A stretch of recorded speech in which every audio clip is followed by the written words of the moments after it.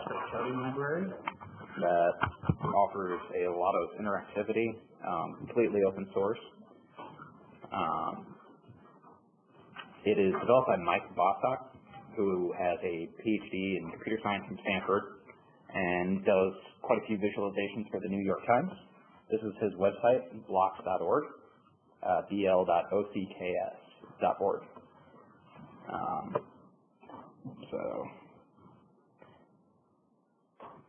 This is D3js. Sorry, all the examples on here are blocks. So these are basically just a bunch of different examples you can go through. I've already picked out a couple. So I guess we'll just go straight into some examples. D3 is mostly SVG based, which is vector graphics, which means they can scale to pretty much any resolution and still keep their clarity. And they offer a lot of great interactivity and work pretty much the same as HTML elements. They're rendered in most browsers extremely well. So D3 is compatible across all browsers. Some of the most leading edge features are not compatible across all, but Internet Explorer 11 is pretty much compatible with everything. So, and then Edge works pretty well with it as well. So there's a lot of different types of visualizations we can do. Basically, sky's the limit on what you want. There's different geolocation ones, so a good example here would be a U.S. map. I don't know what the data set is on this. They didn't really explain that too well. But we can have a bunch of interactivity on hovers, we can do on clicks, and show tooltips on anything we want. We'll look at a little bit more into that later.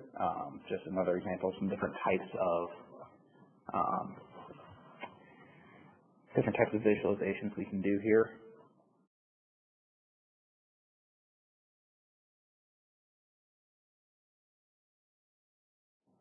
So this is a word analysis of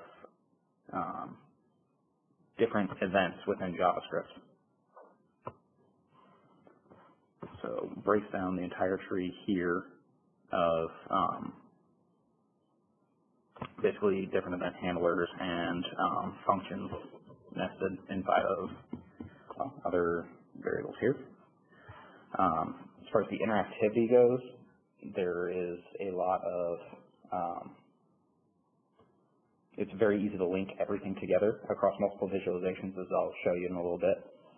This is a good example of filtering, which is really a good way to analyze specific sets of data. Make it very powerful for any data analysts that you are building for, or even just general public. So this is actually just flowers, data on flowers, but this is called a scatter plot matrix. So what they do is they have a couple of different things they're looking at. So sepal length, sepal width, petal length, and petal width.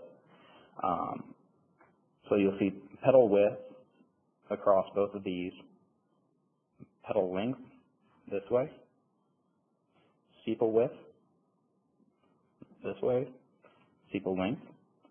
And what this does is it allows you to see multiple different charts across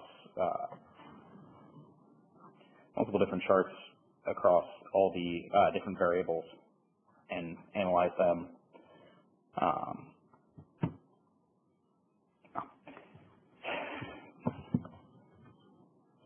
Okay, tree maps. You'll often see these for visualizing space within hard drives or any, or another good one is budget, national budget. It's very easy to do tree maps of sectoring off your different areas here. So we can say here we have military spending and section that off into smaller tree maps, and then even then on cliff. So I believe this is a zoomable tree map. So we can go into different drill downs here. So if we go back here, Okay, so I'm not really entirely sure on all of the data in these. These are just more examples of what you can do. Your data is whatever you want it to be. So we'll just see what the drill downs do here. Okay, one in. So you can split these off by categories and keep going into subsets of categories. Fairly good visualization for doing things such as that. Fun one here is the radial burst. So what this one does is, again, categorical visualization, and it lets you drill down more into subsets of each. This one is where do we visit pages on a website? How is everyone getting to it? So it would start with, say, your home page. You can see up here in the left up here. So we start with a home page. We'll have a product search, and then drill down through different products to get to where you want to go. Okay. Filterability is probably one of the most important things when you're going to try to analyze any data. So right here we have 3 different filters that can be applied to this data set. And then this table, oh, there we go. This table down here will adjust based upon that. So this is our flight selection based on date and time of day, arrival delay, distance in miles. This is when we looked at, when I was taking my information visualization class, is just giving more power to your user to explore how they want to, instead of just giving a couple of selected filters that you want them to see. It's very important to let everyone explore the data they want to explore it, instead of just saying, this is how you're supposed to do it. All right, and this is just kind of a fun one. This is I believe it's called a river flow chart.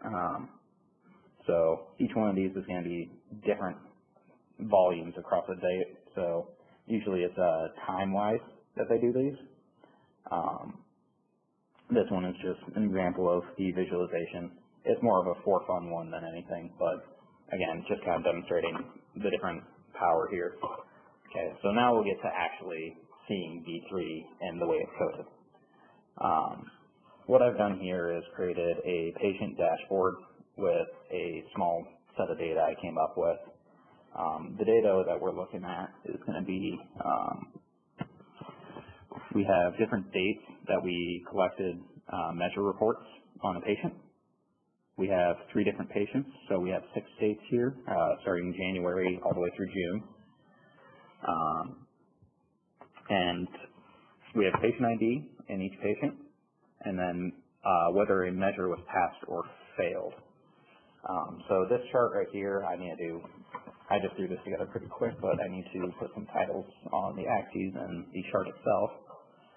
This chart right here is the percentage of measures passed by all patients aggregated on a date. So 13% of measures in January were passed. February, March, and April had none. May had 27, and June had 13. So this is each patient for that given date that we highlighted here.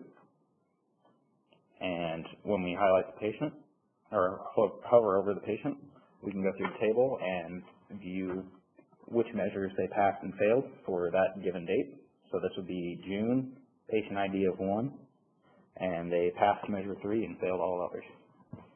So we'll take a little bit more of a look into really how simple it is to do this with D3.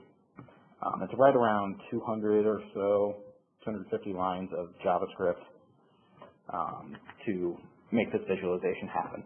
And quite a bit of that is just formatting the data. The data is just a JSON object down here. So D3 can interpret TSV, CSV, JSON, XML, pretty much anything you want to throw at it. You can do it.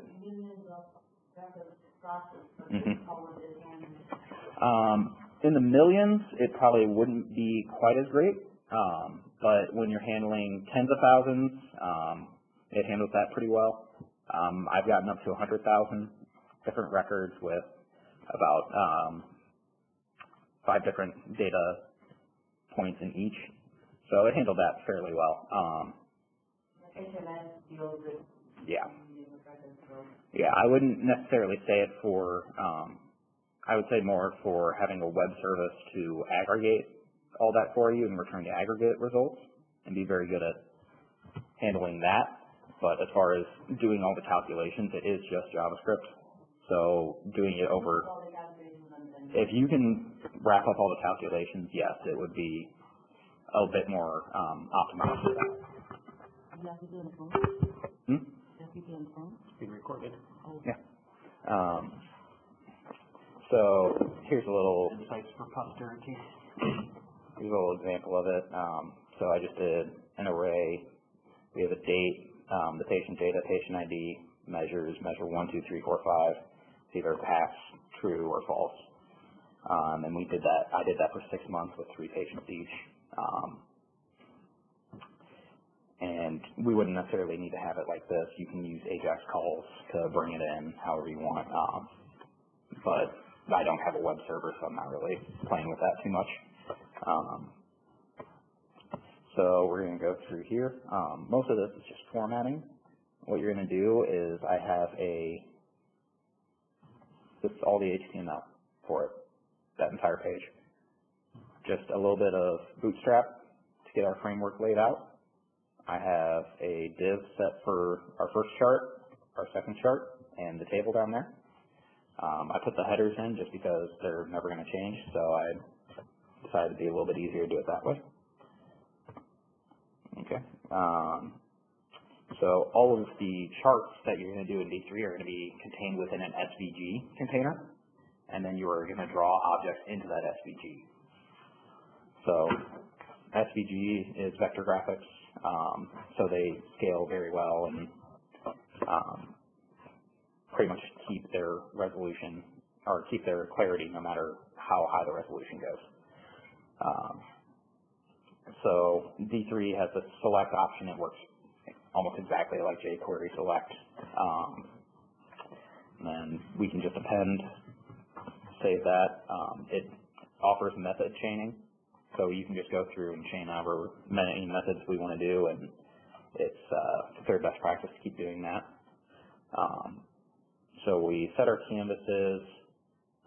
We append groups which contain, say, we'll append a rectangle. We want to just keep all those grouped together. We'll use a group tag for that. So say we get here, all these rectangles right here are contained within a group. This axis is contained within a group, and this axis is contained within a group, and it just makes it easier for us to manage. We have different scales that we can go with. So there's ordinal, which would be data that's not necessarily sequential, discrete data. So instead of having, 1, 2, 3, we would have a name, another name, and another name. So John, Jane, and Jill. And D3 will adjust to however many data points you want to have in it. It's not, you don't just have to have a set number of data points. So say we're working with data that's coming from, for a sysadmin perspective, they're looking at CPU percentage. They can have a chart thrown up there that will keep appending all the new data into the chart and keep the old data and scale it down. So we can keep using AJAX calls, and it will allow us to enter new data, exit old data, and I'll go through the update method for doing all of that as well. We have different data formats that we can parse from. So we have percent formats, date, time formats, scales set here, and that's going to be what decides the scale of our data. So we have that ordinal scale, and then we can set domain range to be whatever width and the maximum amount of data, and it will scale that data to whatever max and min we have.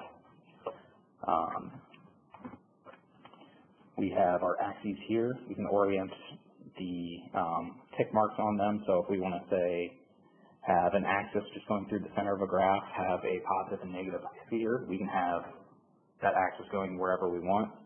Very configurable. D3 has axis built into the library itself. Set the scale, set the orientation. We can set tick formats. Pretty much everything has to be coded. Yes, and it's more so that you have the freedom to code it the way you want to, rather than following conventions like. But then you need somebody who understands data analytics. Because otherwise, they'll be like, why do I need to stick? Why do I need to?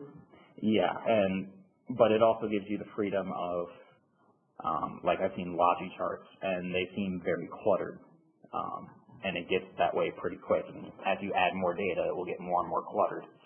So what this allows you to do is say, if I have this many data points, we can show this, but if we get to a larger set, that's going to look too cluttered. We can remove some of those data points to smooth it out a little bit or make it feel less cluttered. So it really helps on scaling data as well. So we can do tooltips that we define. This is just a really simple one. You can get them as complex as you want to. You can have tooltips show up. If I hover on one chart, it will show up on all other charts, whatnot. So our initialization is as simple as we get our size. I made this a responsive one. We get our sizes from our browser, our window. We append our groups for the axes, and then we just call our update function. Now, our update function is where all of the drawing is actually happening. So we can set this up for a couple method calls. We get our data here. I've created a function to go through and parse our data to get aggregate measures. So for each date, we're going to have this many passed, this failed, and we did it by a percentage. We draw the chart, and then we can call our axes. And then this is here for, so let's go to our draw chart here. Okay, so drawing a chart. So we can set our domain, which is what is the minimum point of data, what is the maximum point of data. D3 makes that fairly easy. For an ordinal, we can map it. So we just say we have this many values. It will go through and map every single thing within that, set a tick for it, and say we have, 10,000 values. We don't want to map every one of those. We can map that all the way out, aggregate them down into smaller bins. But keeping it simple, we just did 5 values, mapping all those out back for us. Our domain for the Y scale is 0 to 1 for 100%.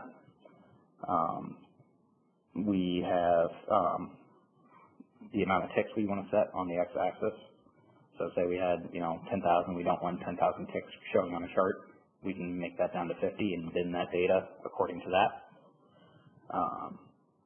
We do have to set the bar width, which is actually still fairly easy. It's just a matter of getting that width of what is the available space for us to use, and then divide it by the amount of bars that we're going to have. So setting our data for our bars is as simple as just calling data and passing it your aggregated data, whatever data you want to do. So does it allow drill down capability? Yes, and it probably on it and then takes you to another. Yeah, so I showed a couple examples of that earlier. Yeah, no, it's okay. Here, I can pull one back up for you.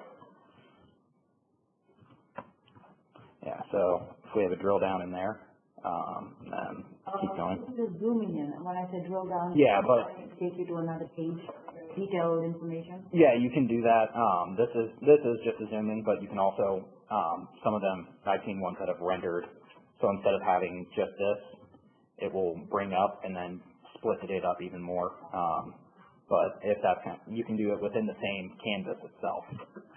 So, and then there's a bunch of different filtering functions that this is just a simple page for us. I put in about 8 hours to it. So, if I was going to try to hit everything on D3, it would probably take me about, a month to program all of it. So our bars here, we have what's called the enter, update, and exit, or the kind of the update pattern for D3.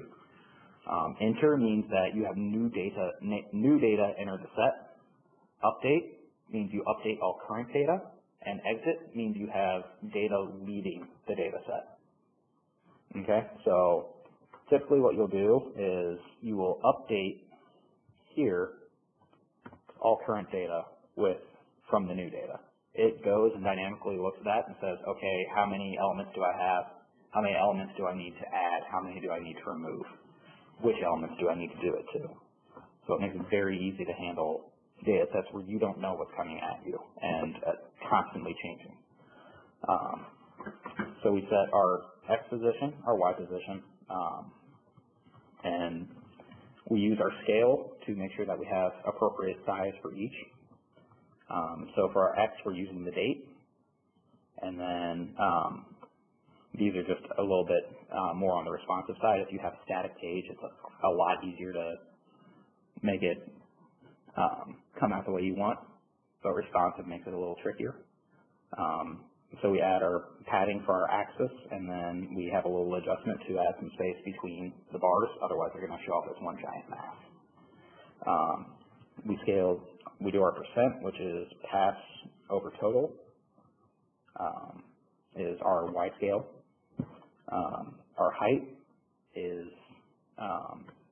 again, pass over total minus the height of the bar. The way most of these are actually set up is you have X in the top left and Y also in the top left. So you have to kind of invert your thinking a little bit when coming out. You can manipulate it a little differently, but when it comes to the way SVGs are drawn, they're always centered they're always faced from the top left as an axis or as an origin. So think of your Y as actually your top of your bar and your height as where the bar drops to. So again, that's just going to be our height minus that scaled percentage. Set our width is the simple width here, which we can calculate that however we want. I prefer to have smaller bars. It makes it easier for me to manage and be able to see. But we can also let the user adjust that too if we want to have different sliders for bar width and all that. So basically what our enter is doing here is more of the same, but we're adding, anytime we add it, we're going to add the mouse over functionality here. So what we're doing here is saying we're going to select our second canvas and set all of them back to a normal non-hovered view. So this opacity right here is just being triggered back to normal opacity because we're changing our data set here. And then removing all elements from the table because, again, we're changing our data set. We don't want to confuse the user. We have transitions, which you see here, the different transitions that happen on the right here, rather than just a solid pop-up like that. It offers every transition you have with CSS as well as most JavaScript transitions. So those can be fairly useful for showing data over time.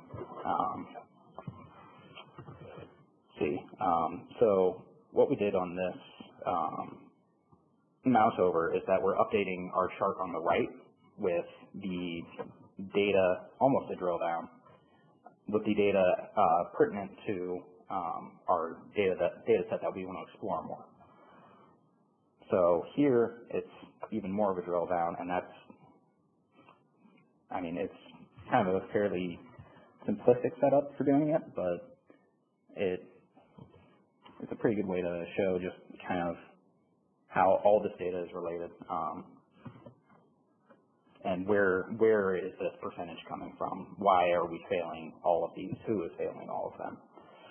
Explain a little bit about the implementation of it. Like, so you have those objects in there, so you just show or hide based on what you select, or use object as you so it builds the object as it goes. That enter, update, and exit is kind of where that comes from. So it looks for, on the update, it looks for how many elements do I currently have and what data are they related to. Can I change this to work with the new data set? And then it says, okay, well, I changed those. Do I have any new elements to create? I will create those if I need to. Otherwise, I will adjust the current ones there. Do I have too many elements? If I do, I will remove those. So you could have, you know, thousands upon thousands of rectangles. You won't have to manage those. D3 will manage all of those for you. You just have to tell it, how do I update it? How do I append it? And how do I remove it? And usually it's as simple as just remove. Yep. Will it take a relational database as a source? No, it will not take a relational database, but if you can get it outputting CSV, TSV, XML, JSON, it is very friendly to a lot of different data formats, but it will not go just query. It is just a JavaScript library. So unless somebody builds an interface to kind of... Yeah, if you build, like, something that a lot of people do is web APIs. They will get data from a web API, pull that data in, and yeah, and you can actually do streaming data that way. So something I mentioned was, you know, sysadmins will want to look at what is the what's the percent usage of a processor. So what they can do is they can have a chart that streams over time. So let's say the last 60 minutes is what we want to look at. It will exit the old data and enter the new data, and we can just use an AJAX call to do that. So it just changes our data set consistently. And it's pretty powerful that way. So that's the basics of drawing a chart. And it's fairly simple. You just have to kind of get the process down of how do I update, how do I bring in new data, how do I exit it. That's probably the hardest thing to wrap your head around. And other than that, it's your simple little JavaScript mistakes that are going to keep you held back once you understand the D3 functions and know what's there, and there's a lot there.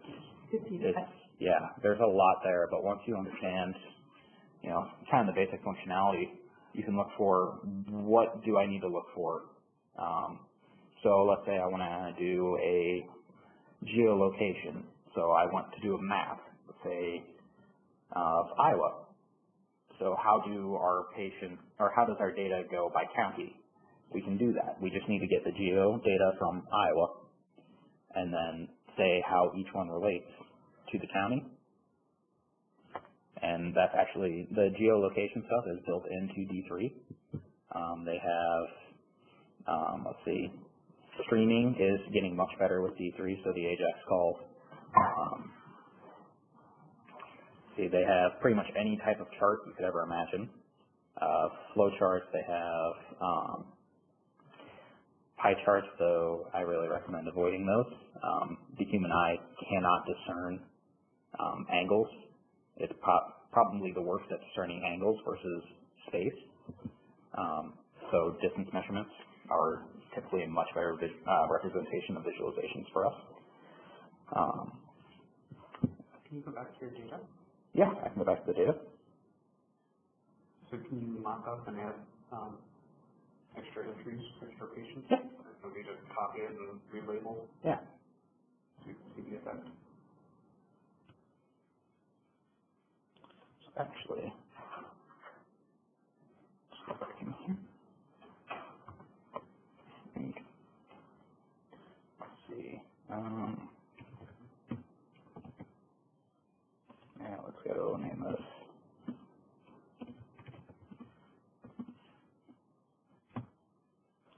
Unexpected token. Fun. No, I do this.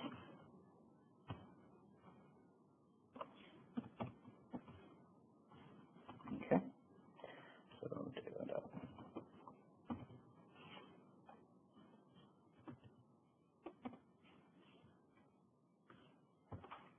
Okay. So let's see if it, let's pull that in there. Okay. I hadn't tested that yet. So let's see if it will go redraw our first chart.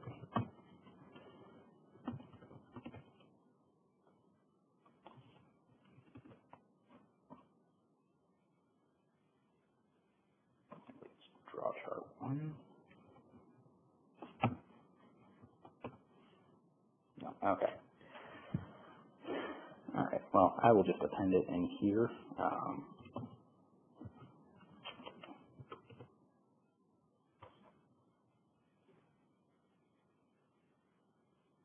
Oh, that broke it.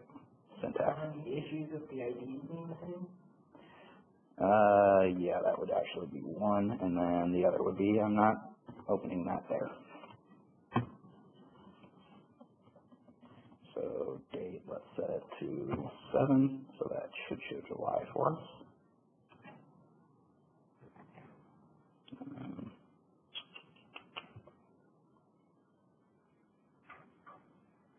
Okay.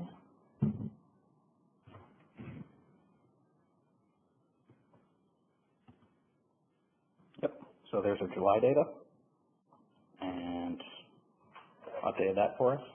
I didn't quite get into adding new data on the page because I figured it would be we do an API call. Not hard to imagine that. Yeah. The result of what you just did is the result of that API call. Yeah. So didn't quite get into that, but it updates all of our tooltips with exactly what we need, and we just need to modify the data and add new elements to it. So. You come across any accessibility notes by the developers or by the designers of 508? Yeah. 508, I have not come across anything about that, but it is essentially HTML, so I believe we could make it 508. I don't know that anyone's strived to yet, though, because it's more for, I've seen them more do it for bleeding edge type visualizations. The creator of the library is a visualization creator for the New York Times, which is what inspired the creation of this. He has a PhD in computer science from Stanford University. There's a lot of development going on with it. I haven't looked into 508, but I would imagine that there's been someone who's taken a look at it. It's over 44,000 stars on GitHub. Mm-hmm. So it's very, very popular, and there's a lot of people contributing to it. So interesting to see how a screen reader would really make use of this information. Yeah. It is there in a graph, and you're seeing different presentations of it, visual presentations of it. Is there a need to have the equivalent benefit in a screen reader? Yeah, which, I mean, that's a very good point, is why, if there's visual impairment, what are visualizations going to help? Yep. So I was trying to be more tactful. I mean, essentially that's what it is. I mean, you really can't do too much if you don't have a sense, and something is built exactly for a sense. So, really, I didn't plan on too much more than this. I was hoping to have a couple more questions, so if anyone else has questions or any discussion they want to have. Anybody in the gallery? It's really Pretty cool. Yeah. It's the only thing that I see about is it's too much of, you have to literally do every little thing that you can show on the screen. My only hang up on that is, third-party vendors like Logi or Oracle have already gone through this and simplified that for us. I can whip up an entire application within less than a month and throw it out in production. Yep. Full-blown, app. And to do that, I'll probably take several months. Yeah, for this. That's my only hang up on that. And then you absolutely have to be really good Java, not only a JavaScript developer, but somebody who really understands charts and graphs and analytics. Analytics. They can't, if they don't understand that, they can't build it. Yeah. And there's a lot out there on it. So pretty much all of this you could learn from just examples out there. So every visualization I've shown in here comes with an example of how you do it. And the great thing about D3 is if I see something that someone is doing, it's never hidden from me. So I can always view what are they doing to build this. As people experiment and put out the code, you can easily replicate it and make your own changes. So yeah. And it is also mobile friendly, which is becoming a very big thing for us. I built this responsively, just using Bootstrap, and then I have a resize function in here, and it goes through and just updates every height and width that we need to manage, updates the scales of the X and Y axis for each chart, but it's really not a lot of code. You just kind of need to understand how HTML works for doing it. That's pretty much as you would need to in building anything responsive. You need to understand how HTML interprets everything, and so it does have a higher level of entry than, say, a Logi or anything else, but it also offers a lot more interactivity and ability to drill down, where I think it would be more helpful towards data analysts, and that's what it would be more marketed to. But you can also make the visualizations very friendly to people who aren't data analysts. And I mean, we're getting data from everything nowadays. You know, Fitbits, they're giving us a bunch of charts like that. We need to be able to interpret those. So people are becoming more and more friendly with different types of visualizations and what is working to help us view this the best. So that's where that flexibility really comes into me is, yeah, I could keep doing this with all bar charts, or I could do the drill down where if I click on this, it will bring up our second chart here, and then we'll have our table down here that shows, okay, what measure did they pass and fail on this date. How heavy is the D3js? Do they have like a minimized version?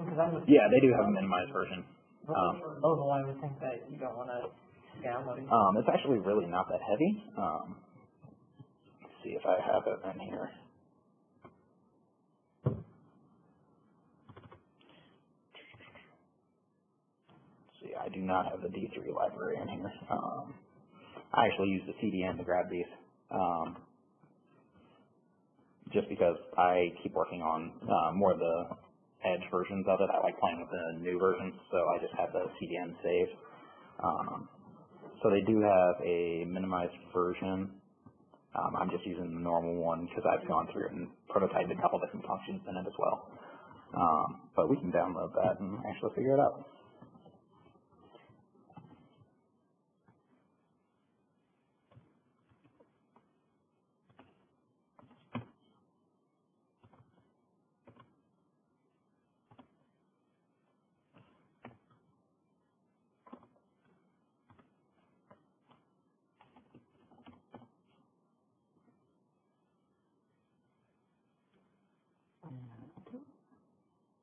It's just the browser React one. Mm-hmm. Okay, let's take a look. 148 kilobytes. And there are other libraries that are built on top of D3. So the Geo one actually has another library that it brings in. So they do offer all your basic charting is offered in D3, but there are some more specialized functions that they bring in other libraries that not all other users would need, which is probably the better approach for it. So it's really not that big for all it offers. So it's like standalone. It doesn't require jQuery or Nope, all standalone. That's why that select function is built into it. You could use the jQuery selector, but you can also just use the D3 one. So completely standalone, which makes it very nice. Yeah, the only reason I had jQuery included in here is because of Bootstrap. Okay. Let's see. I guess I can go back through the visualizations you might want to see that you missed in the first part here. So here's the example of that geo. Again, you can do the drill downs in pretty much anything you want to. You have to know how to program it, and the geo stuff is a little more complex, but it's also, I believe it brings more to the table than most charts you're ever going to see on any state data like that. We can do different trees like this. There's not really too much interactivity, but again, it's all you want to make it. How do you read that stuff? Yeah. Center or from the top? So this one is a tree that reads out. So say we have, I guess this is Flare.js. Yeah. And then, so here's the utils, strings, stat sort, and then as part of the palette, it looks like they have size palette, shape palette. Here is kind of an example of all the filtering across multiple data sets, or across a large data set, across multiple charts, I should say. So we can highlight all of our data based upon where is it showing, or based upon one chart and gather it for all charts. There's that tree map I showed you. Again, we can do that drill down effect. Another fun one that I call it the sunburst. This is how page views go through. You can find all of these on D3js.org. There's a lot of examples hosted through the GitHub, and pretty much a requirement for almost all examples is that you have an explanation of how the code works. So there are a lot of active developers on it, and you're always seeing new things. Let's see. They also have forces included in this. So say you want to click and drag something through, it can actually push other objects out of the way and have them replace. Let's see if I can find one of those in here. No, but so all the examples are listed on the GitHub, and he has his own website that is made just for displaying D3.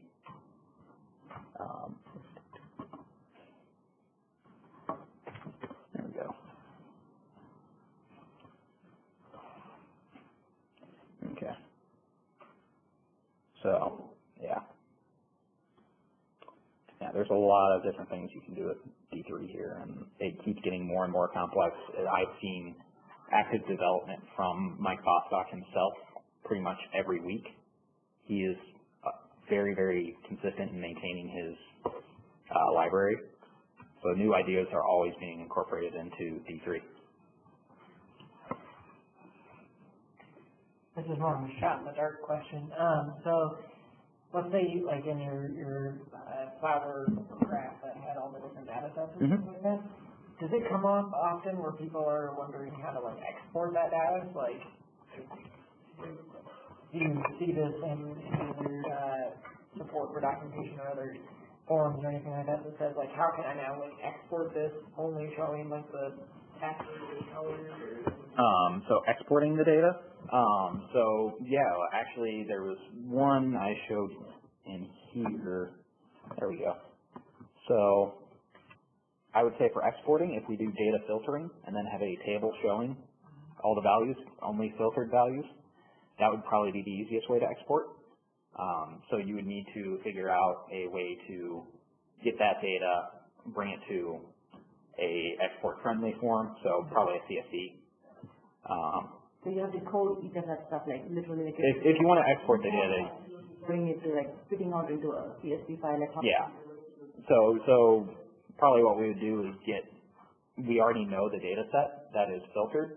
We would probably return that data set, code it, or make a function to code it out to a CSV, output that, and then we can save that. So there may be something similar with copying or exporting the charts also to a document. Copy and paste.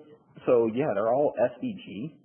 So you could grab the SVG tags and just save it as an SVG file, and it would display the same way that it's displaying right there. So if we go and take a look at, let's see. see if I can grab the whole chart here. Oh.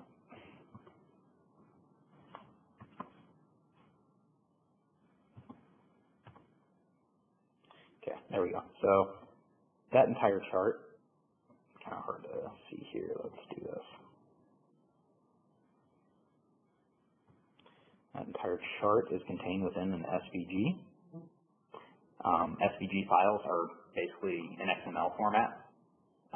So we can just grab that SVG tag, save it as an SVG file, and it will be in the format that we need. So if we have any editor, kind of like, I know Illustrator takes, Adobe Illustrator takes SVGs, we can convert that to whatever format we need if we're looking for exports like that. So what I would probably do is if we're just trying to export this chart itself, I would grab the SVG or put that into an SVG file and throw it as, or convert it to a JPEG or whatever if we need to embed it inside of a Word document or anything like that. If you were to publish this page, let's say for a user, the user wants to move the chart into some place, how would he do it, he or she do it? Move the chart? Like copy that. I have this presentation, I want to, submit a document to my customer or, where that is, contributes to this. So how do they, that way? Probably the easiest way. Snipping tool. Was your question regarding if they still wanted to interact with it? It's like, like how our friends, my customers are, they have all the stars. They don't want to submit a summary to their higher up. So they don't come to us. They just go and say, copy, like, there's an export button where you export the data and charts and everything to a Excel, Word, or whatever document it is. Okay. And it's all there.